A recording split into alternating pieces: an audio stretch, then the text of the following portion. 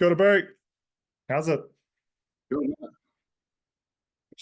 We're back again for a bit of a Waka review, post nationals.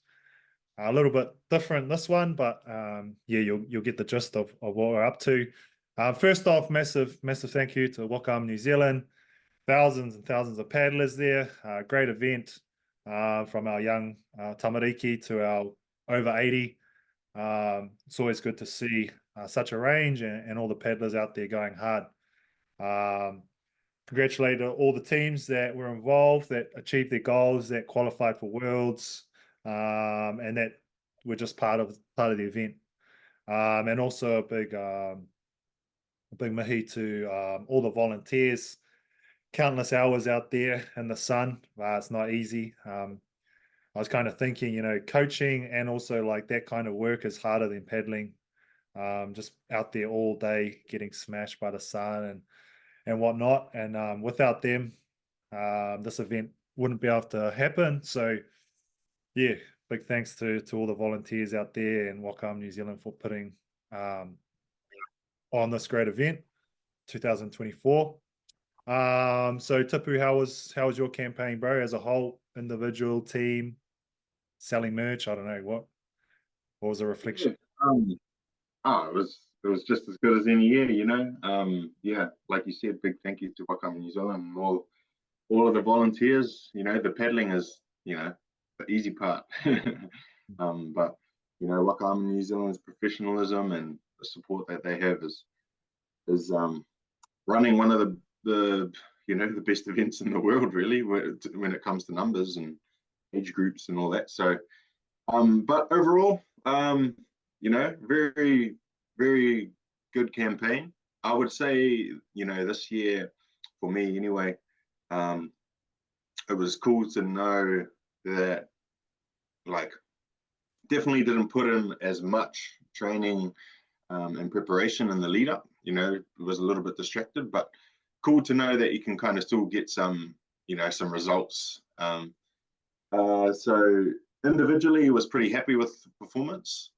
With the team, Herbert's on tour, I think we kind of started off a little bit shaky because we had a new team lineup and stuff, but pretty happy with our finals performance to just, miss out on a medal, but still thereabouts with pretty much zero training.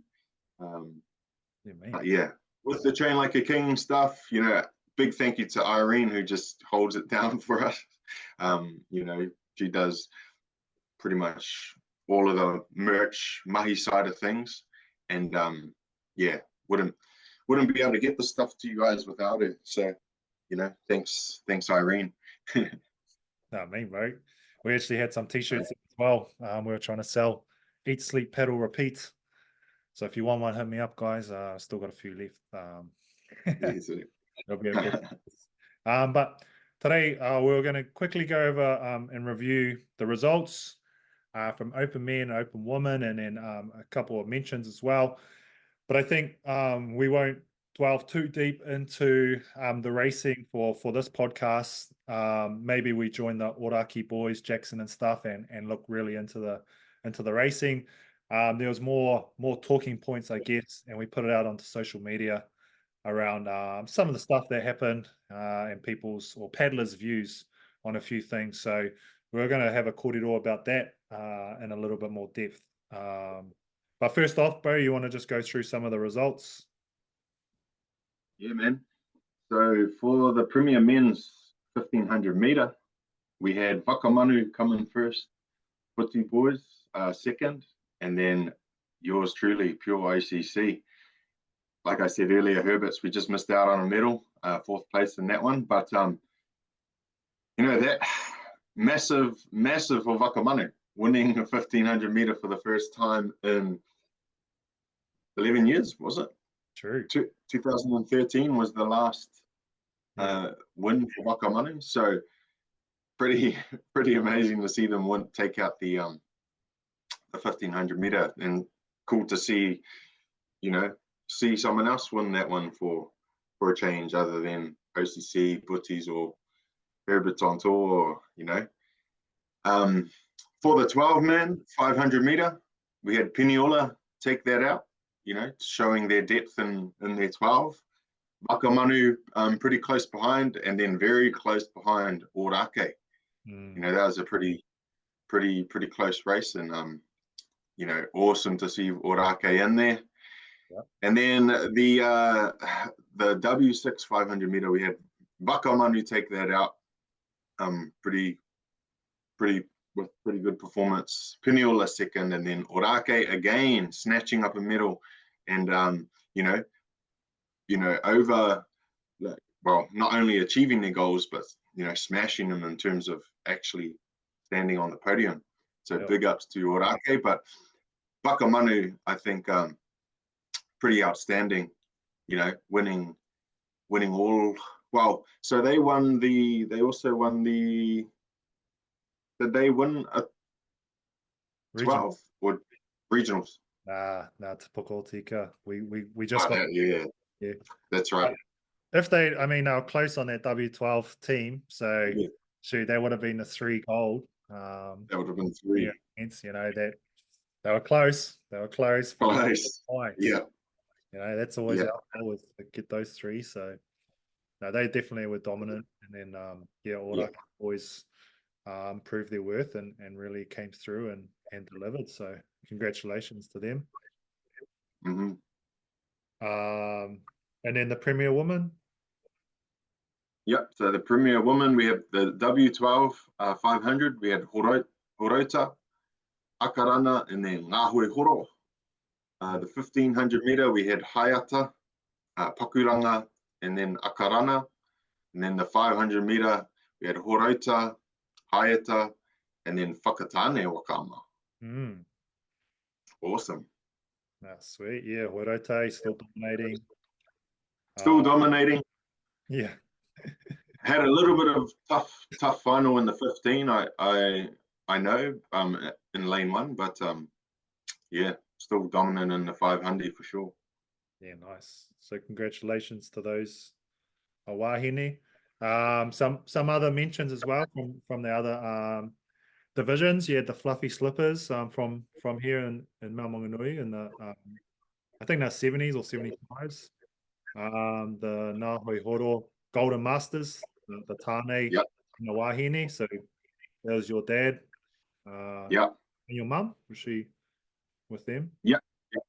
She was in the Golden Masters, and they won a few golds. I think she won all golds actually, including the singles. And then the Tarawera 6-pack senior master. So that's Bevan and Daryl and Max and stuff. Horota and Ngāhui Horo and the Master Women's. So I'm guessing that's Kiwi and her team. The Manukau boys and the Masters. So Mark and whatnot. Parihaka and the Fire Engines from the Senior Master Women. Fire Engines are from Kaumata. And the Pakuranga and the 16 men's, Wairota and Akaranga and the J19 women. So they were kind of the teams that got a couple of firsts overall over the kind of 3 events. So good work for them. I'm guessing most of them are going to be in Hawaii as well, representing the country and their club. Yeah, so that's kind of the results. We put out into our social media about some talking points and what people wanted us to talk about nationals. And I guess because this has become under a high performance sport now, and people are putting a lot of time in, especially this year as the world's qualification, there's going to be a lot of tension and a lot of talking points. So we thought, hey, what better way just to put those ideas out there, and maybe, we could work with Waka New Zealand to try and, get some answers or support them or make things a little bit better next time. So it was things around DQs, protests, canoes being weighed and etc. So yeah, we'll delve into a few. The first one, bro, DQing. So they really cracked down this year, and it might be in years prior, around teams have to wear the same shirts.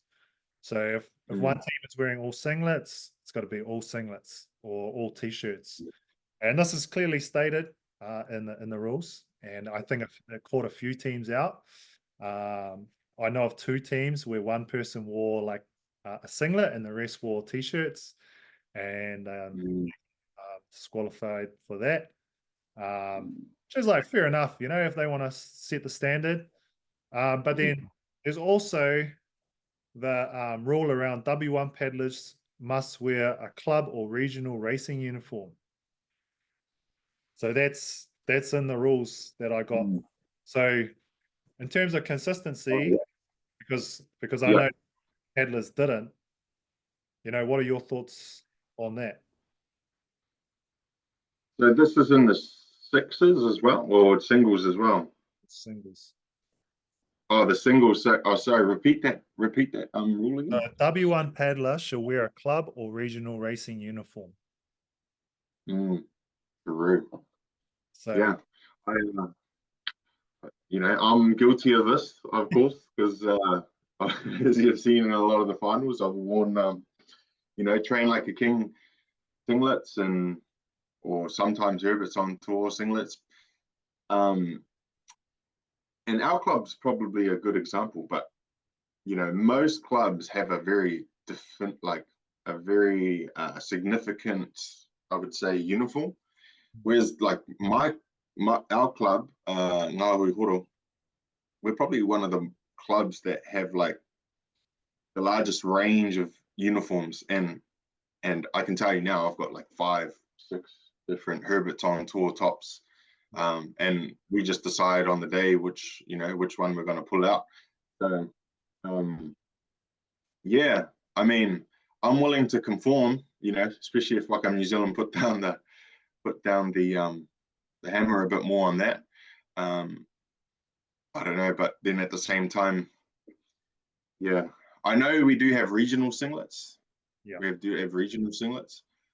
So whether or not I have to wear that, or I definitely have to wear the same one that I'm wearing as my Herbert's on tour top, or the other thing is, what if you don't actually belong to a team, but you're just coming for the individuals? You know, do you have to wear? I don't know. What's your thoughts? Well, I mean, first off, it doesn't affect the racing, right? So it's not like a massive thing where I would personally go protest against someone for not doing it, right? I think there's a few things. One, I believe that every club has to qualify or present to Waka New Zealand the colours of their club. So for you guys, it might be every colour, you know, so you can wear. I've heard that joke before, the rainbow. Yeah, the rainbow, the Roger Blue. For us, our club for Rōmata is our club rules is kind of you wear, especially in the teams, you wear the club uniform. And then for our region, they provide us with singlets. So it's kind of like the region kind of takes responsibility, and they say, right, here's a singlet, and make sure you kind of wear that and you rep the region. But I don't know if other regions are doing that. Yeah, I don't know. I just like, be good if you're wearing like at least like a paddling top and not like a basketball singlet, or I don't know, just get a bit of regional you know, collegiality or something. But I guess it's just something to think about. And if you're getting DQ'd for small things in a team, then I don't know. Yeah, I mean, you know, if Waka New Zealand are wanting to kind of, you know, make that more of a thing, I'd be willing to do it, because pretty cool to rep your rohe. But at the same time, you know, got business to rep too. But you know, maybe we just sponsor the regional shirts next time.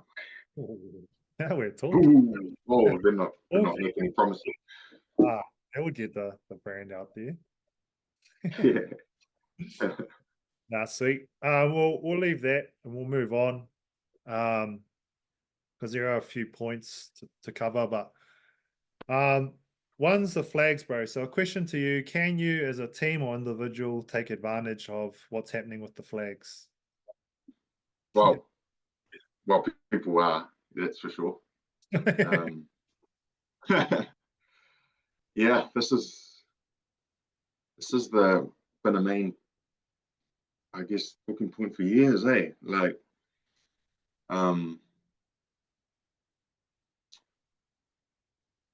such a tough one because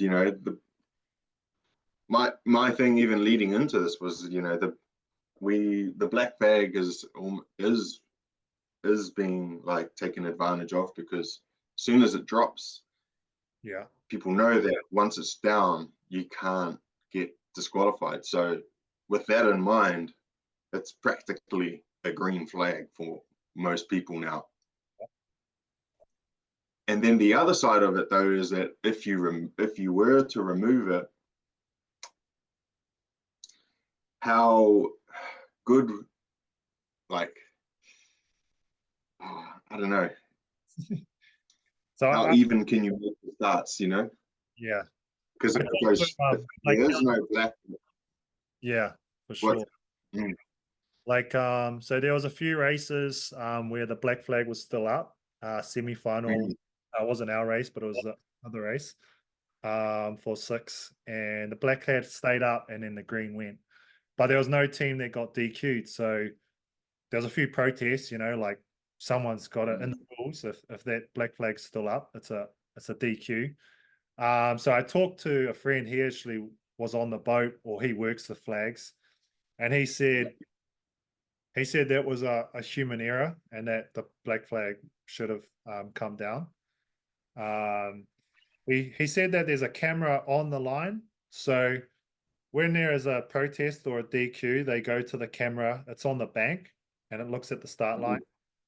And they can see whoever's over the line at the start.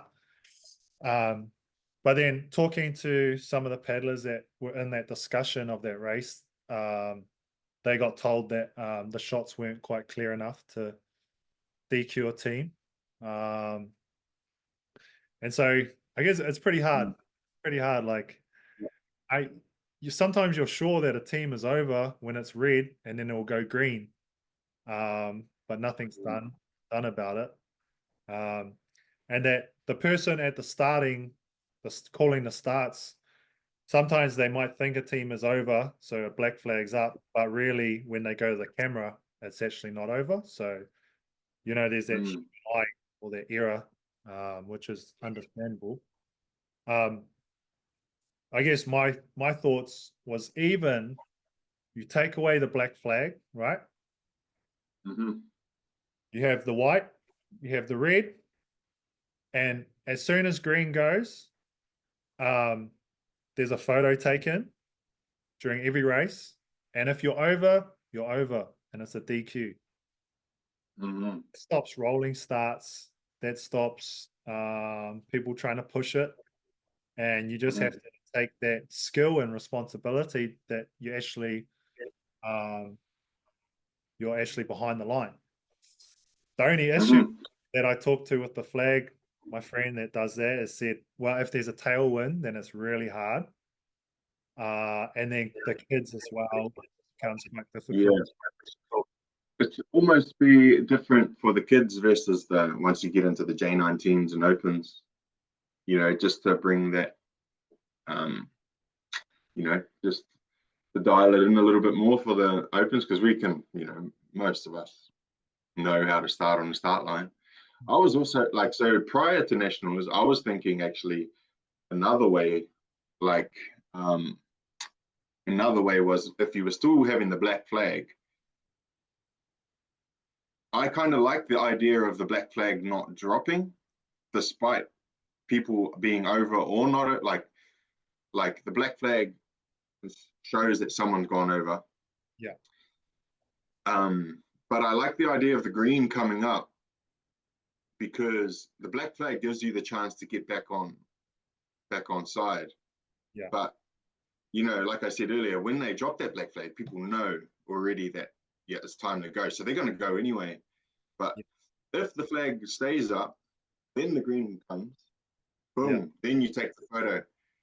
Yeah. Whoever's over still or whoever isn't, then, you know, similar thing. So the other thing I reckon would be worth. What's that? Sorry? So you can't kind of manipulate that timing. Yeah, you can't manipulate that.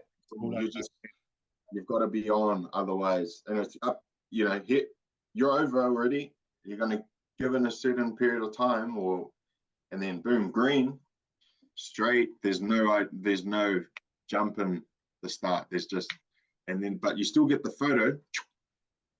If there's whoever initiated the black flag, if they're still over, then that's up to them. The other thing I was thinking about was like, how much is the false start impacting rolling starts? Because ideally, when you're white flag, you're back here, and then the white flag drops and the red comes up, but you have to close the distance. So you're not sure when the green flag's going to go, because sometimes they'll just start it if everyone's come up correctly. Yeah. So there's movement. Yeah. People are already going to like set up just in case the green goes and then roll over. What if there was no false start and they had to just line up on the start line as best as possible? Yeah. You know what I mean? To prevent that closing of the gap. Because if you're closing the gap, in some years it's been like that, where if they see that the first three are at the start line, boom, the green goes. So people get into the idea of, oh, they're going to start it early. Yeah. Maybe shorten that space. Something, I don't know. That's possible. All questions with, yeah. I mean, we as a team, I remember last year, we like our kind of tactic was to like just wait for a few seconds when it went red, and then we'd just start paddling, bro. But last year, actually, they canned the rolling starts, which was like it was kind of a bit niggly. But yeah, if people like, it's nearly like, what do they do for biking, right? They hold you in place, you know, rowing start in a still. So it's nearly like should the teams actually come up and be still, you know, like can manage that. But I mean, even single paddlers, like not sure if you've seen, but one person would purposely push on the red and go across the line, then he'd back up, and then he knew as soon as it's black goes down, then he goes, and that was just like his race plan, you know. Yeah, I was like, that's right.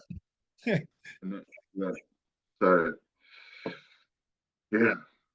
I don't know if because you can win a race from being able to get lucky or time it right, I guess.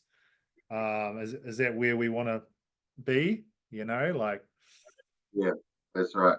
Like I don't know. Yeah, I guess that's what maybe, especially for like let's say finals. You know, I get why they maybe want to get through races quickly, heats and semis and stuff, but maybe finals, because I you know, we were speaking about the kayakers. You know, they speak to the people individually, like lane one, lane, you know, come up, move back, hold.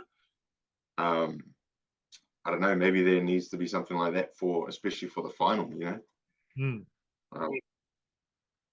Yeah, I don't know. It's a good point though. Like, but yeah, why do we need a false start line? I don't know. Do you reckon we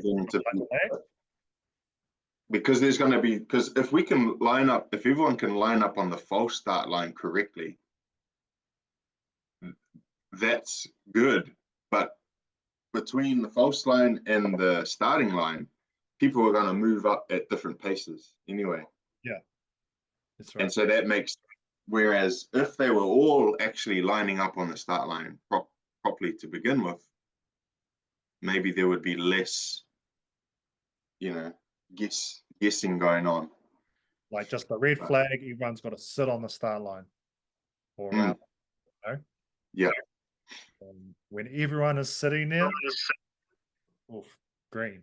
Yeah, because there's going to be no incentive to roll. Yeah. You can just get away from rolling altogether. Mm. And then, if noses are over, black flag comes up.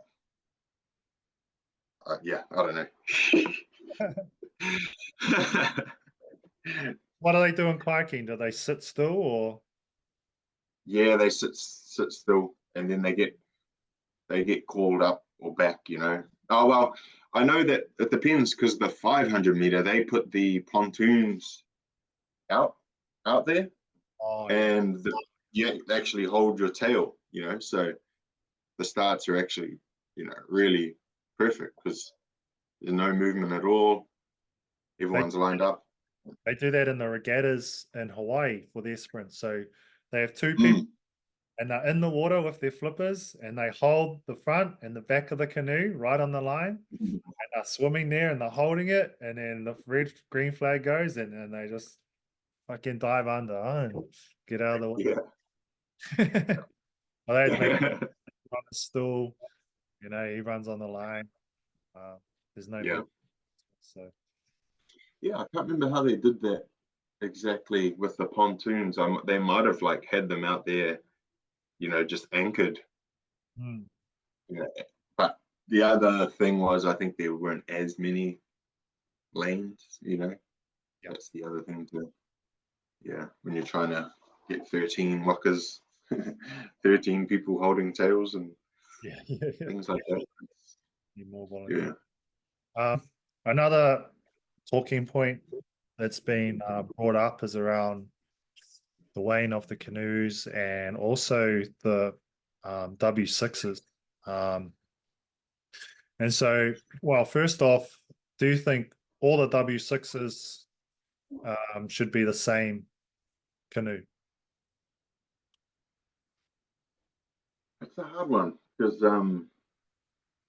you know the majority of them are like the Wananga canoes, and Mm, they're a little bit newer. But personally, especially being seat one, actually, they're not always my favorite ones because a lot of the Wananga ones, the seats are like half the size of the normal yeah, ones, and then sometimes it can be a little bit that shortens your space up the front, especially if it's just the seats close to the front. So sometimes I don't mind not being in a Wananga, and then other times I do. yeah, So yeah, there's a little bit of the luck of the draw, and then I know that say there's other paddlers who would like it being a little bit shorter because they can actually still reach yeah. the end, and plant their feet or something like that. So yeah, it's a tough question. Tough question. I know they weigh them right, and then so Yeah. and they're all mahi mahis, but I mean, how awesome would it be if we had 12 or 20 or how many um all kind of like same built in and Mm. the same because there's always talk that, oh man, this canoe in this lane, that was shit and that's the reason Yeah. why this and this happened. um Actually, after our 500, a team, I'm not going to name them, but they they didn't want to take out the canoe that had their number on it that was at the loading bay, and they waited for um, a team from our race so they could jump in their canoe. Mm. And so they're telling us, "Hey, no, you guys move out. We want to jump in this canoe that's coming in here." And so they kind of, they got to choose. Um, Yeah. they obviously knew something that the other canoe wasn't as good. So I mean, Te Waranga o Aotearoa is the canoe sponsor, but they obviously don't have all the canoes there to Mm. kind of cover all the lanes. So I don't know. I think sometimes it does make a difference. Yeah. If they're For not sure. all similar. Once this certain canoe got put into lane one, every team there didn't even medal. You know, there's always those kind of yarns that go around, but Yeah, for sure. Like having every canoe the same and that is probably the ideal. yeah, yeah. I mean, Yeah. a little bit longer term. Uh, Mm, but yeah, even if there was like a massive sponsorship deal and they provided all the canoes and got all their sign posting, you know, every canoe says "Train like a king" on yeah. it, all brand new. Yeah. Just worlds, you know, something to think about anyway, and bit of a Mm, discussion there. The other thing was around weighing the canoe, and we know that a couple of people were just under and got disqualified, so kind of like mm, it's pretty sad for them. But I like for me personally, I made sure mine was like at least 14 and a half, yeah. because I didn't want to even get Risk close it. to that. And I weighed mine before my heat. My other thing that I asked to Waka New Zealand, but it's probably you ask these questions, you know, just before nationals, so they're getting probably slandered with questions and inquiries. But was around the amount of teams that, or sorry, individuals that qualify for worlds. For example, 5 in our open men's. Mm-hmm. Should all 5 be weighed? Because Yeah. as paddlers, we know that if top 3 are only getting weighed and you're not going to be in that top 3, you know, some people and I know being there that people will take weights out. So if you Yeah. were coming 5th, or you thought you'd, you know, potentially 4th or 5th, and you're in an 11 kg canoe, and I came 6th, and I had, you know, I was following the rules and 14 and a half, then, you know, it's a big for people that, Yeah. you know, put a lot of time and effort in. Should that be like the standard, especially for a world's year, you know? And Yeah. I didn't get an answer back, but I made sure I just had all my weights in just in case, you know, um, all the canoes were going to get weighed, or obviously to just play by the rules. But we know, you know, some people do take their weights out. Yeah. Yeah. That's a valid point.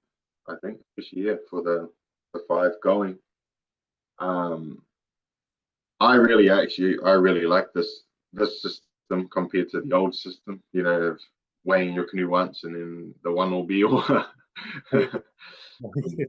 You know, this one was pretty good. Although I know, you know, people weighed it once and then obviously didn't recheck the next day and then fell short, which is um, unfortunate. But Mm. yeah, I like that because then there's just no guessing, you know, no guessing that. But like you said, that's a potential loophole right there.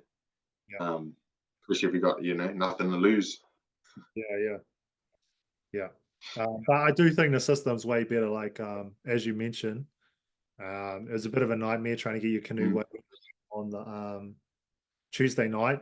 Um, yeah, okay? Whereas now you just come and drop it off. You can check it in the morning or in that night. So, and then you're obviously getting tested when you're coming off the water. So making sure he runs yeah, honest and has the right amount. Because it can make a difference, right? It can make a difference. yeah, You look at the times now much faster because that weight has come down a few kgs. So yeah, I don't know. That's just something I put out there. Um, maybe that can happen next time. Um, mm, it doesn't take too long to weigh a couple more canoes after a final, you know.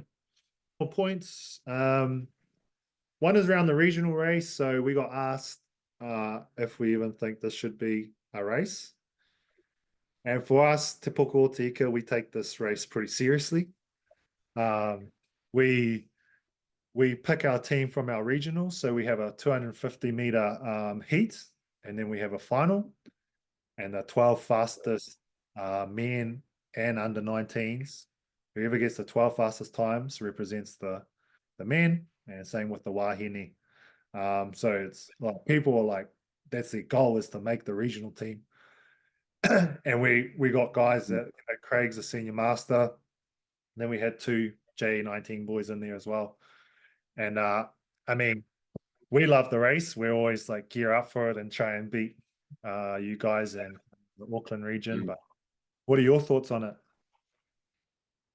Yeah, we really enjoy it. Like we're the same. We take the top 12 from the 250, and it's an awesome time to mix in with other different age groups and people from your region. I reckon it's cool because you don't always get that, and often after the race, some of the older guys or the younger guys are like, man, that was mean. Like, and then even better if you can crack a medal. So yeah, I reckon it's a pretty cool one to have in there. Important one. Sure. And even like, I mean, there's been talks or people are talking like, should there maybe, and we'll get into it next about the dash, but maybe have that as the last race of nationals rather than kind of, I think it's on a Friday or, yeah, it's on a Friday. But yeah, kind of like maybe structuring it a little bit different or, Elite Reti messaged me and I got a bit of information about kind of his thoughts as well. So could probably talk about that soon. But yeah, how do we put a bit more emphasis on the other regions? I know, like, I mean, Te Poko Tika and is it Okra? Is that Auckland region? Mm.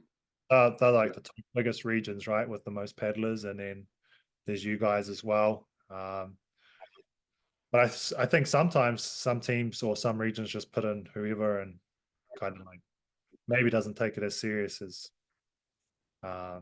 they, so maybe that becomes a sponsored race and the money goes towards a region, so they can buy your singlets for you. Yeah, yeah, yeah. No, good point. More incentive. But yeah, something to think about there as well.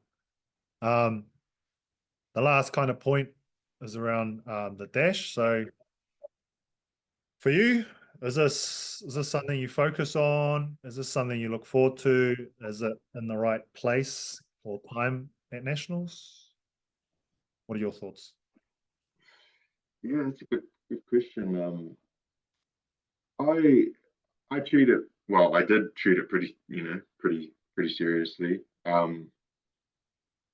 Having won, don't know how I won 6 of them, but yeah, it is a pretty like for me, it's pretty exciting one to finish on. But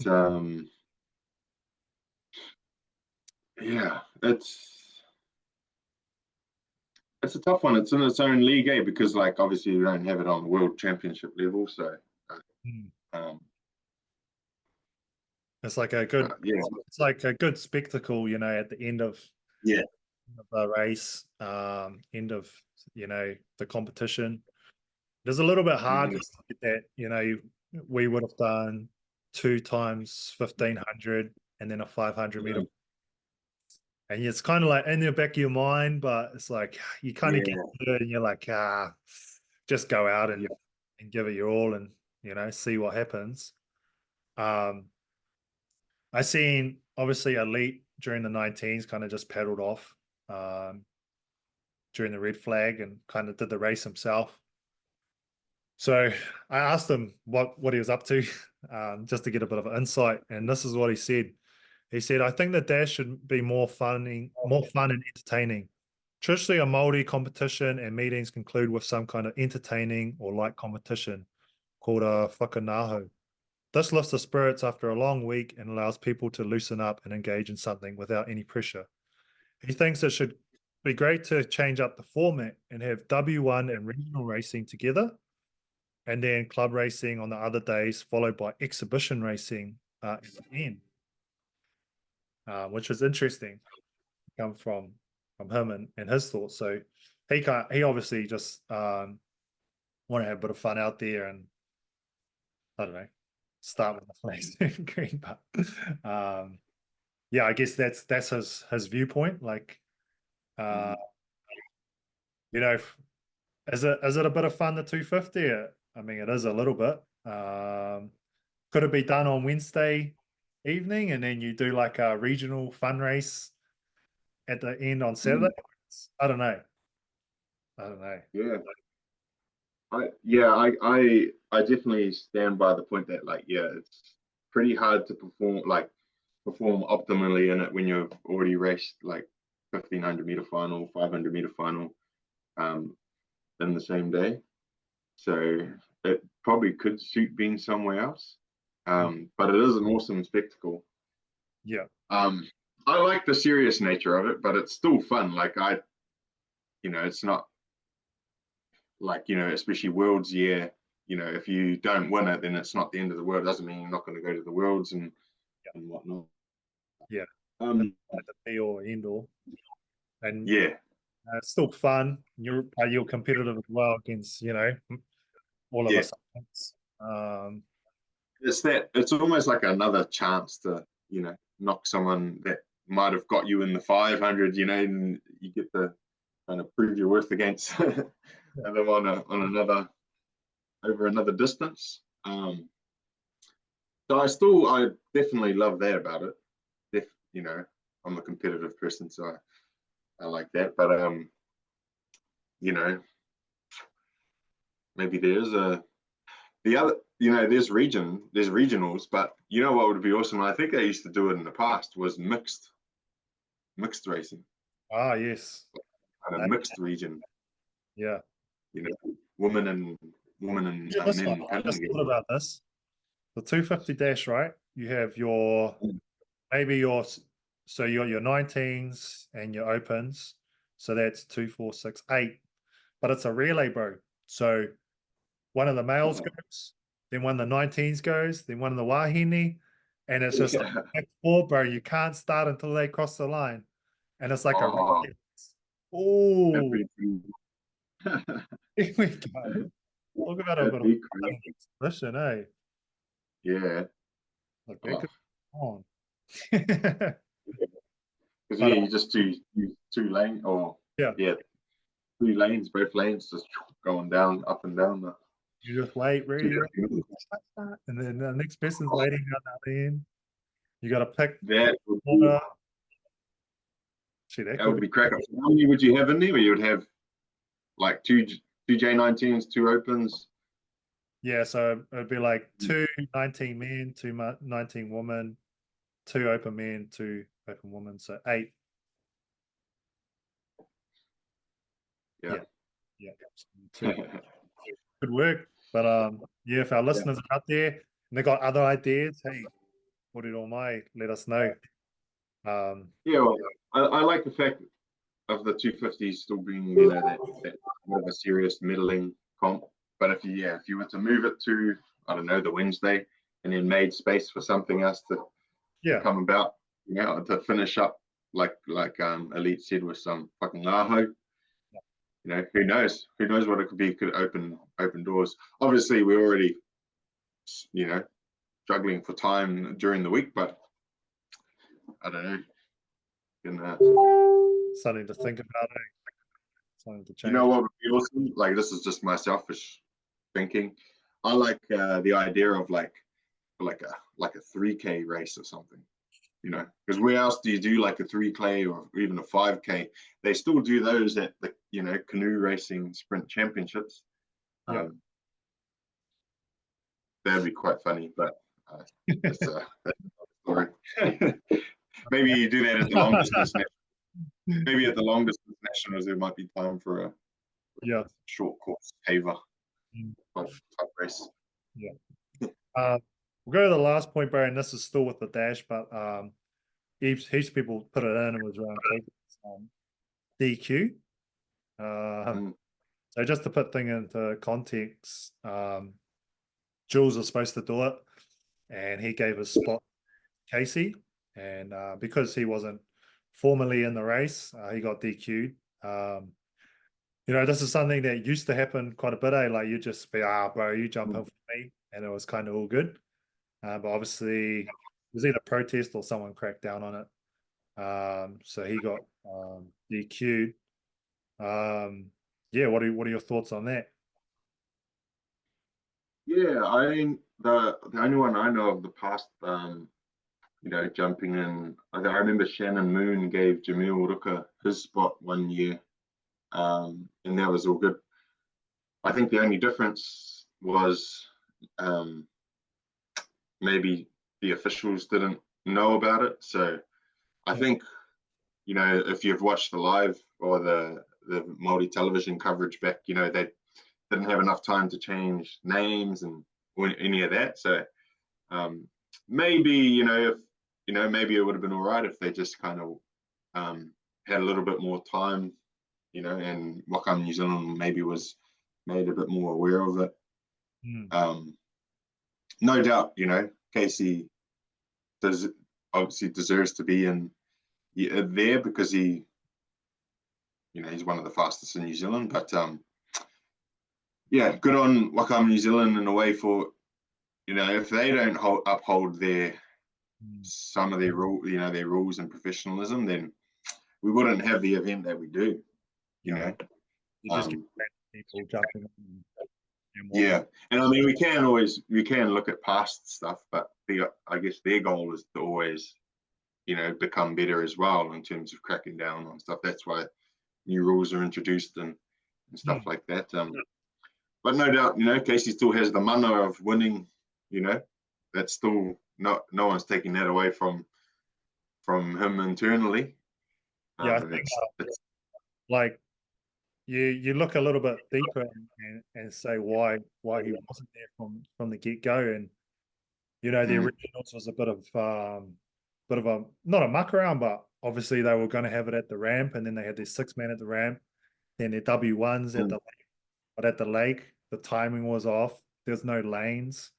I think like their region needs to take a bit more accountability, because his heat time was like 20th fastest, right? And that's just, but the simplest advice for the Auckland region for when it comes to that is just like, man, why have finals from the get-go, when you've got the largest group of open men heats, don't just do it off times, because that's just ridiculous. Yeah, have a semi, have a final right from the get-go, because that's you can't select 2 times out of 40 people and think it's going to be all good. So even up north we have maybe six in our open men division racing, and then we do get a bit more for the 250-meter dash, but even we do heat semi-final things up, and we're up north. So I think really understand that these people and these paddlers are putting in like so much time and effort, and for things to be like like our timing wasn't right, or we mucked up on that. I know they're volunteers as well, but this is people's like dreams and aspirations and stuff like that. So trying to get better, I guess, at that level will help some of these things kind of reduce at nationals. Where our regionals are pretty good. They're at Karapiro as well, and we do kind of heats and finals and stuff like that. So it's all pretty fair, but even so, like some boys can miss out because of different reasons, if things aren't done right. So yeah, I think maybe even one thing that happened was around our wait list and who gets priority on the wait list. Some boys didn't turn up to regionals, but they put their names down first, or is it the people that actually trialed and are the next on the list? And there was no rules for that. So that's something that our region wants to kind of establish and have, right, this is it. This is who gets priority, then this person, then this person. But Waka, it's like, it's up to your region. And then it's kind of like pretty much, what people kind of maybe common sense or whatnot. So yeah, a bit of work there, I think. Yeah, for sure. 100%.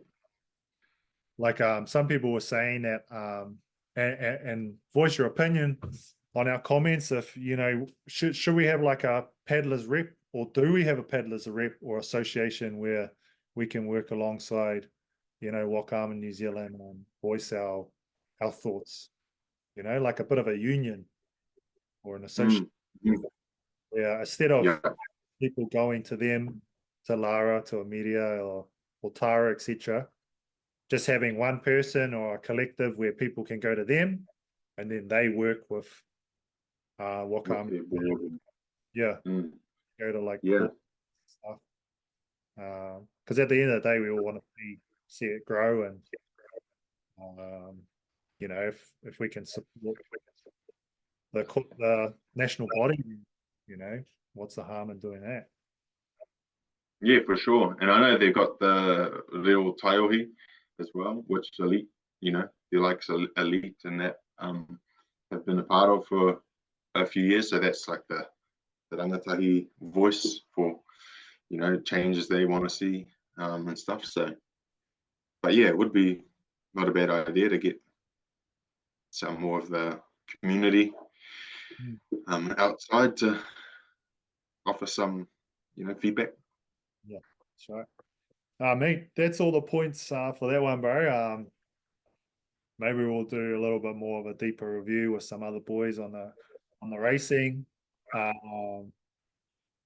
Also, would be good to talk a little bit of elite stuff in the next few months. Yeah. Not just like you as a coach, but also around like sponsorship and kind of the way as a high performance sport now, how it's still kind of the same, it seems. I question my $20 fee on why I had to pay the trial for my country. So I'm still waiting for that reply. But like stuff like that, like wow. Yeah. I could go on about it, but we'll say that for another day. Yeah. Yeah. So first trial Sunday after the Putti Memorial Race. So Sweet. Getting out everyone soon. Hey. I'm straight from Australia. Yeah. Yeah. I'll sleep in the club shed. Yeah. Sweet. All right, shot, bro. Awesome, bro. Sweet. And big thank you to Waka New Zealand and all the volunteers and stuff for doing what you do. Sure.